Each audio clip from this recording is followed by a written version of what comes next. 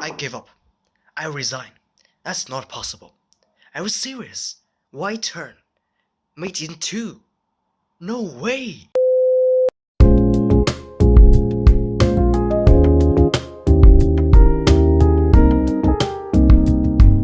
So that's the insane chess puzzle made in 2 we were gonna solve today.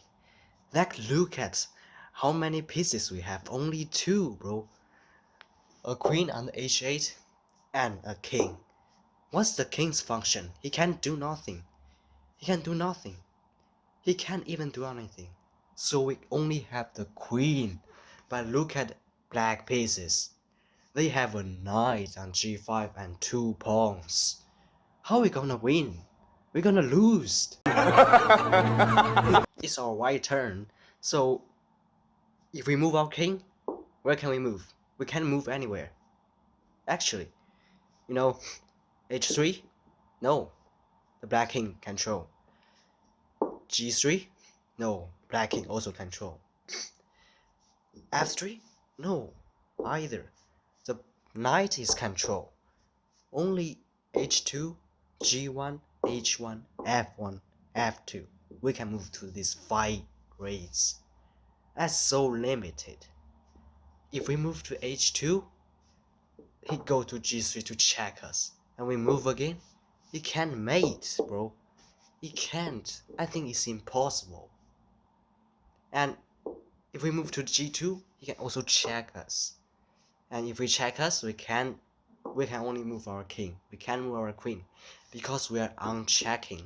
So we can't, we can't do this by only moving our king at the start.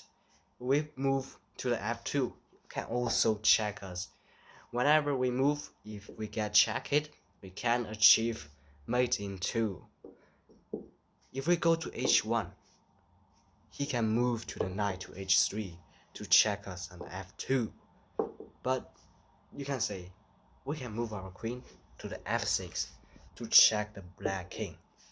But he can move his black king to the g3, and next step he gonna move to knight to f2, and after he move there, he can move his pawns to h5, h4, h3, h2 to check us, and h1 move become the queen to checkmate us.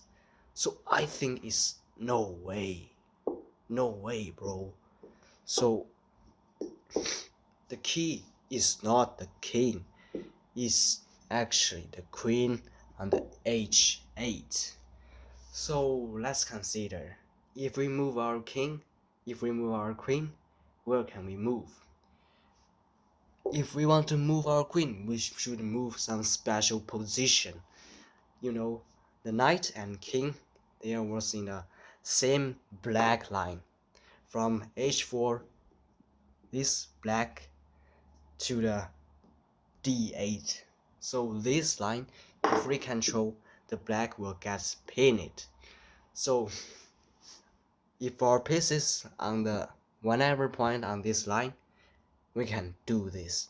So we have 2 choices.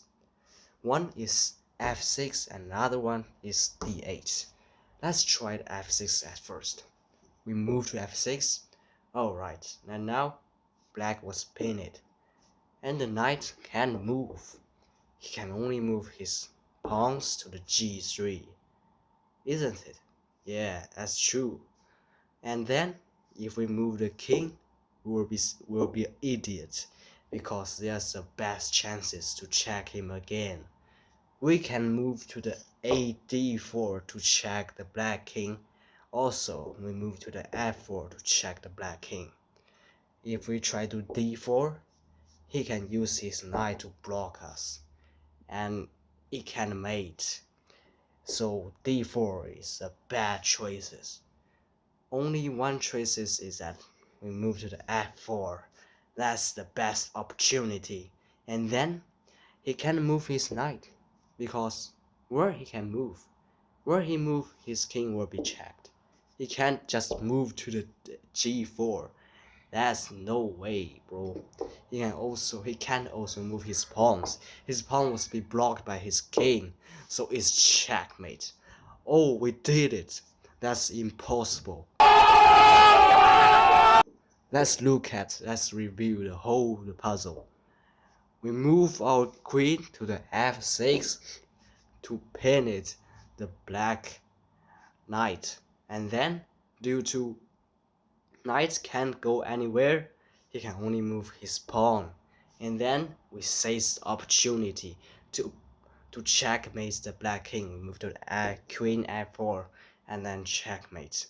So that's it. So the lesson we learn from these chess puzzles is that, if your opponent has some important chess pieces like knight, we should limit his movement, because if he move and you can control him, it's risk we can't predict.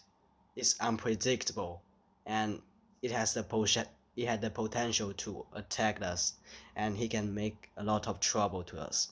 So in order to do that, we can, observe the chess pieces, his position with his king, because if it's in this line, in this case, we can move our queen to the grid, and in the lineup to the king and knight, and we can control the knight by pin the black king.